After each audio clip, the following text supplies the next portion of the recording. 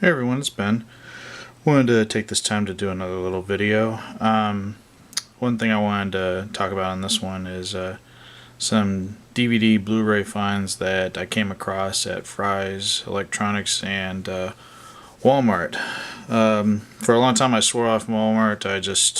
I'm just not a big fan of going there. And Frys I had never been to before, but I was next to a Frys.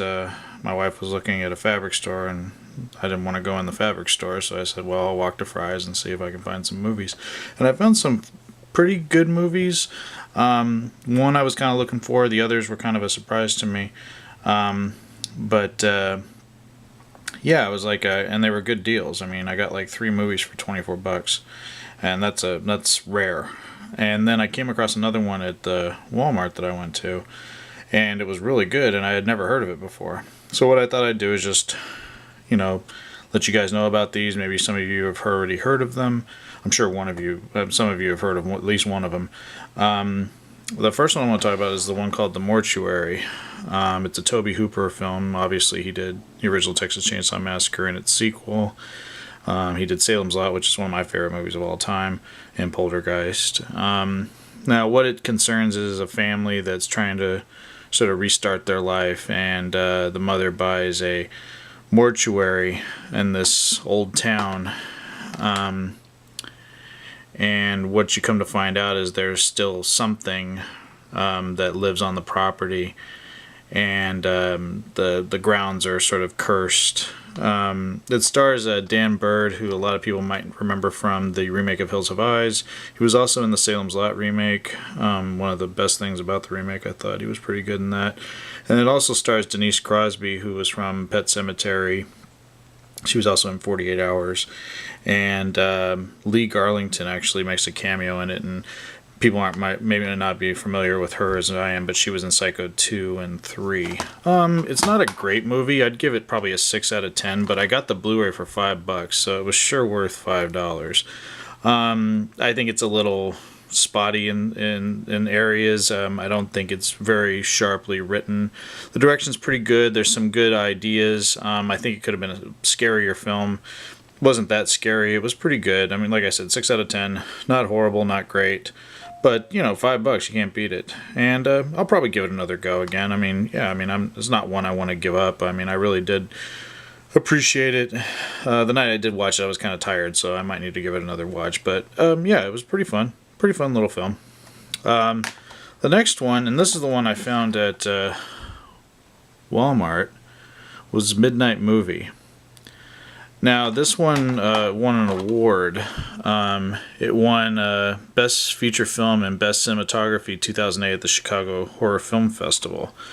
I had never heard of it. There's not really anybody big in it. There's one actress, and she was in Rob Zombie's Halloween 2, and she was also on Heroes, and I keep forgetting her name. But Midnight Movie concerns this old movie, and the director star of it goes missing from a mental institution. And the night they decide to re-air the movie, the people that are watching the movie end up getting killed on screen, almost like the killer from the movie comes to life in the movie theater. And it was really a good movie. I loved it. I was so surprised how good it was, and I'm so glad I picked it up. I got it for $7. And it's a fun film. I hope they make another one. It was shot very, cheaply, obviously, but it's got some really good scares in it, and it's a really creepy villain. They don't really have a name for him, but he wears this kind of half skull face kind of mask, and it's really, really interesting and really super gory in parts. And I just thought it was a pretty good story, too, and good acting. I really, really love this movie. So I had never heard of it before, so if you get a chance to pick this up, I'd say pick it up. So it's called Midnight Movie. Definitely recommend this one. I don't know if people are aware of The Collector. It was written by the guys that did the Saw films, Saws 4, 5, 6, and 7. And this is a great film. Very scary, very suspenseful. It was one I ended up catching on HBO on demand at one point. It was just like I was flipping through and saw it, and I said, oh, well, I'll give it a whirl. I think it was released in theaters very briefly back in like 2008. But I heard they are making a sequel. I think it's almost done. It's called The Collection, and it does pick up from where this one left off. But very good film. Very underrated. I think that the Collector is a pretty scary villain. I wouldn't put him up there with Krumsko, who I think is just dominating right now, in my opinion. But yeah, the Collector is pretty creepy, and the reason why he does this is just eerie film.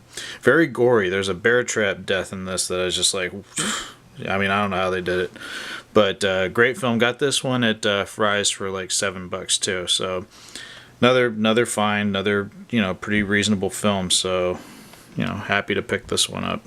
So if you guys haven't seen this one, give it a whirl. Very good.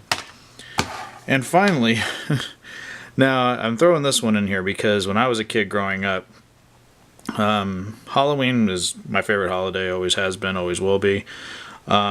This special I haven't seen or hadn't seen since I was probably 8 or 9, and I found this at Frys for $9, and it is just such a fun little cartoon with, it splices old Warner Brothers cartoons into a new story about Bugs Bunny and Witch Hazel, and I just loved it, and it was so fun to watch, and really relived my childhood a little bit watching this again. So yeah, if you're a fan of the Warner Brothers Looney Tunes cartoons, which were some of the best cartoons ever, there's no real good cartoons I think made nowadays with the exception of The Simpsons.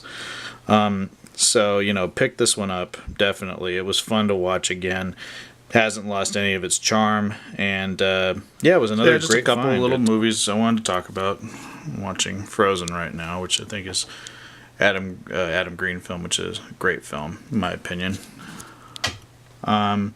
Just a couple of things I wanted to talk about, and should have some new videos going. I'm gonna start doing since we are in October, and like I said, Halloween's my favorite month. I want to do like a